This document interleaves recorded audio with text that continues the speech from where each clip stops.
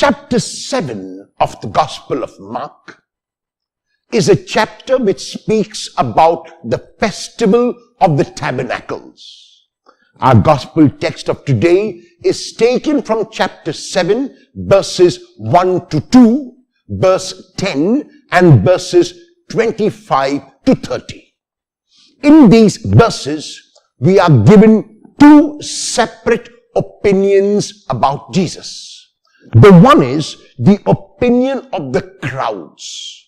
They have merely a very superficial opinion, namely, the question in their minds is Jesus the Christ? On the one hand, he is working tremendous miracles. On the one hand, he is a great orator and proclaiming the kingdom of God like no other has done before him. So they ask, can he be the Messiah? Yet, on the other hand, they say that we know where he comes from. And because we know where he comes from, he cannot be the Messiah. Because the scriptures say that when the Messiah comes, no one will know where he comes from. So the crowd are in a dilemma. The words and actions of Jesus are the words and actions of a Messiah. And yet, because they think they know where Jesus comes from, they are not able to accept or believe in their hearts that Jesus is truly the Messiah. The second group is the group of religious leaders who have completely closed their minds and their hearts to this revelation that Jesus makes. And because it is the Feast of Tabernacles, the feast where people lived in booths or in tents to remember their sojourn from Egypt to the promised land, as a reminder of that journey which they undertook, they would celebrate God's providence to them. And Jesus, in this context, speaks of himself as that tabernacle. The tabernacle which has been sent by God, the booth and the tent which has been sent by God, which he has pitched among us.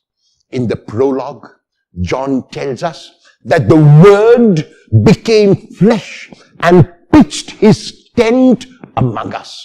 That tent, that tabernacle, that booth is not merely an external booth, but it is the Lord himself. And the Lord invites both the people and the religious leaders to come to that tabernacle, to come to that tent, to come to the booth and to rest. But they will not.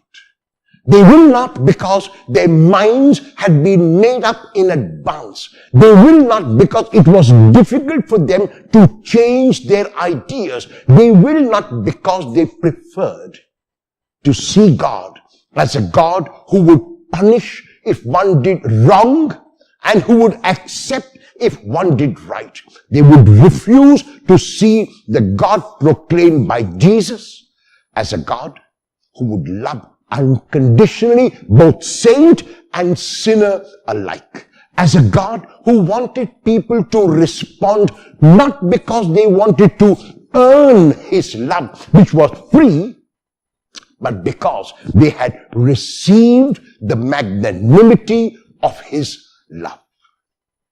How will you show that you have responded to the invitation that God has made in Jesus today?